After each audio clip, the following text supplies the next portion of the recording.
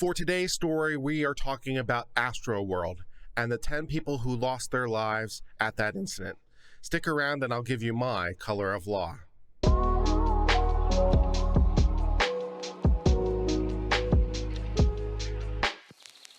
Hello friends, today we're talking about Astroworld, a festival that was recently held in Houston, Texas. On November the 5th of 2021, a crowd crush occurred during the first night of the Astroworld Festival, an event that was founded by rapper Travis Scott. 10 people died in this event, ages 9 to 27. And more than 25 other people were hospitalized, with 300 people requiring treatment for various injuries. As you would expect, many different lawsuits have already been filed against a variety of people, including Travis Scott himself, the park, the people who organized the park, the media, and other people who were involved in the creation of the event. Time will only tell how this will develop in terms of the liabilities, but they do appear to be immense, with actual loss of life and, of course, damages exceeding even that as well. So we're going to be covering some of the articles that are describing Astroworld so we can get a little bit sense of some of the legal issues that are about to be before us. So let's get started with this. So there were about 50,000 spectators at the event, a sold-out audience for this concert. And while some of the earliest arrivals rushed through entrances with such force that metal detectors were toppled as security guards and police on horseback struggled to keep up, the event was not canceled, nor were additional security measures taking place. So earlier in the evening are signs that things are not going well.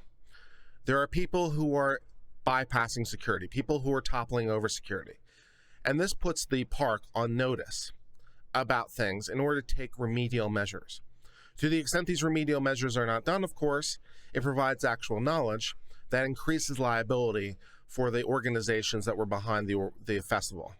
Apparently, it was very early into the music starting that the event really went awry. Just 40 seconds into Scott's set, Elgio Garcia, who was there, determined that there was a problem, and he began to hear screams echoing, "Please help me." People were falling.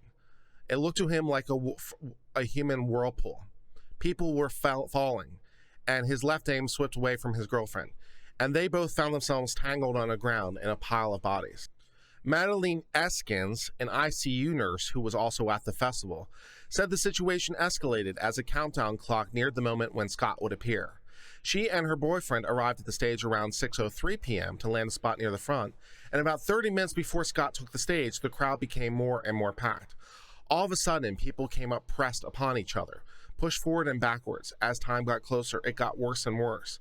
I had constant pressure in my chest. I was being squeezed. Right when he started to perform the first song, I looked at my boyfriend and said, "We gotta get out of here." Once he started, all hell broke loose. All of what seemed to be 50,000 people ran towards the front, compressing everyone together with little air available. Luckily, I had mosh pit experience. I'm 6 feet tall, so I could at least put my head up to breathe, but others were not so fortunate.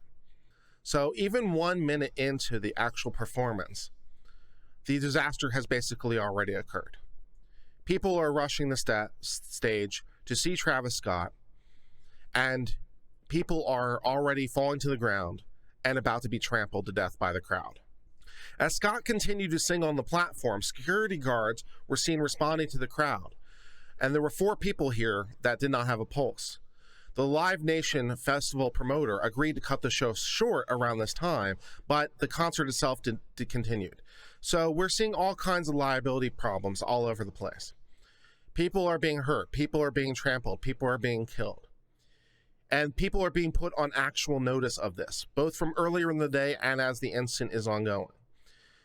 They're alerting cameramen, they're alerting security, they're alerting the festival producers, and nothing is happening. The show continues on as the danger continues. So we see a lot of knowledge here that might go to a lot of people's mental state and might express a lot of liability for a lot of these promoters. Some people in the audience said concert goers couldn't get out of the packed crowd when things started to go awry, so there was no method of egress and ingress to get out of the crowd area.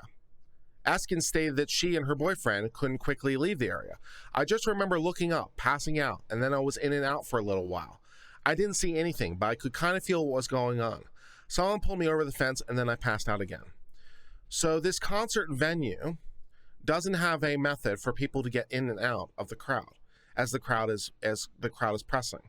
So that goes to some faulty designs. And it's not like mosh pits themselves or anything new. So there are things that can be controlled over. There are things that can be moderated. The failure of the people at the show, the producers of the show, I should say, to moderate the mosh pits shows a willful neglect and careless indifference that goes to a standard of recklessness.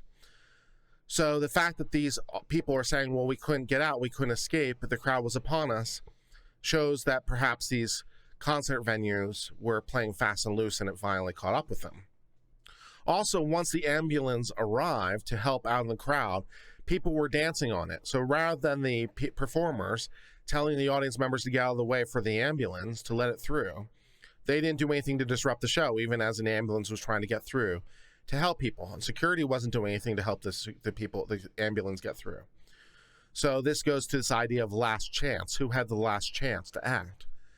And the last chance goes to the promoters of the festival, who, because of their failure to engage in safety procedures, allowed these people to become victimized by their own poor planning. As to whether or not the concert started right away, fire officials said they initiated what they called a mass casualty incident around 9:30. They told them to stop the concert due to these escalating problems, but the concert was not in fact canceled until 40 minutes later. So even though the fire department was saying there were problems that required the concert to stop, the concert was not canceled for quite some time afterwards, showing again reckless disregard of authorities who were like, yeah, there's a problem here and you need to stop. Scott's spokesperson has said that the notion that he could have stopped the show is ludicrous. Is it though? Apparently there's a 59-page operation plan and clearly says that there are only two people that have the authority to stop the concert: the executive producer and the concert producer. He was not responsible for this, but he wants to be responsible for a solution. Okay, let me help you out on a couple things here, Stephanie Rollins. Regardless of what your agreement says, there are laws, right? And whether or not he has the authority to stop the show, he has the practical ability to stop the show, because all he has to do is stop performing, right? I mean, he can just stop performing. I mean, no one can stop him from stopping to perform, right? So it's like, oh, Travis didn't have the authority to shut down the show. I'm pretty sure he did.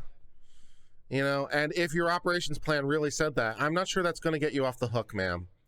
It's like trying to pass the buck off. Only the executive producer could stop the show, even though I saw these massive problems.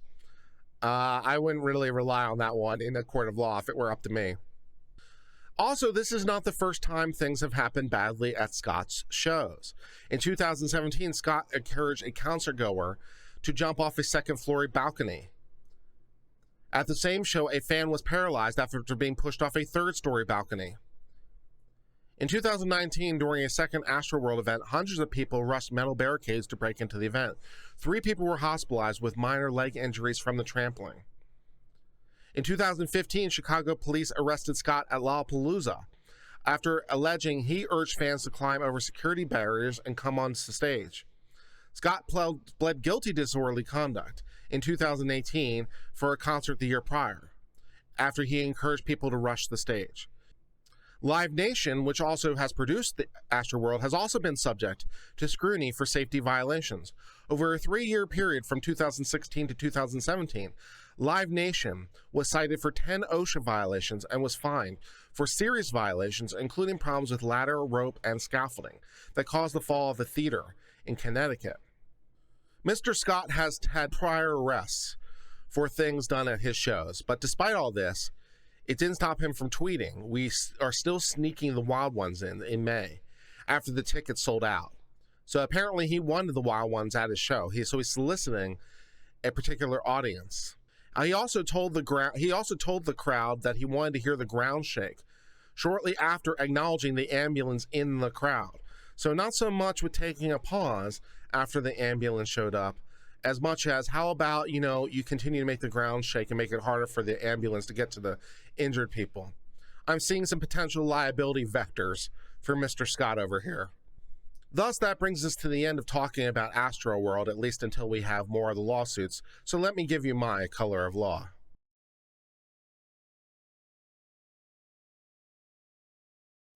My friends, this entire incident earns a big red what?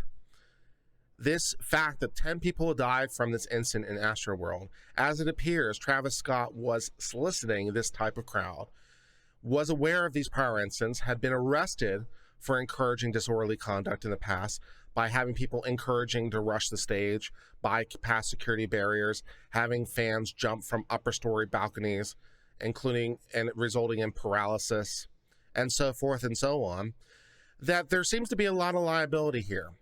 And Live Nation as well for their part of it, and also the people that were part of the production company for how the cameras were placed and how they were done, and the security people for what they did or did not do, and so forth and so on. So there's a long list of people that are potentially liable in whole or part for this. So this will take some time to unpack from the courts. Discovery will begin fairly soon, I have no doubt, because there is liability here for somebody. To what degree, I don't know. And there's even the potential for criminal charges. To the degree that anyone in the production team, including Mr. Scott himself, can be found to have done anything with a knowing state of mind or reckless state of mind that encouraged these deaths. So there is even potential, although I don't imagine it will go this far, but there's even potential for some kind of involuntary manslaughter charges or other charges based on reckless disregard of an ongoing situation. So depending on what he knew and what he didn't know, there's potential criminal liability for some people here too. We're a long way from the end of the story. We will keep posted. Until later, my friends, I hope all's well. Cheers and goodbye. Thank you so much for being part of the Uncivil Law family. If you enjoyed this legal education content, please hit the subscribe button. It really helps the channel grow. We appreciate your continuing support. Until later, my friends, cheers and goodbye.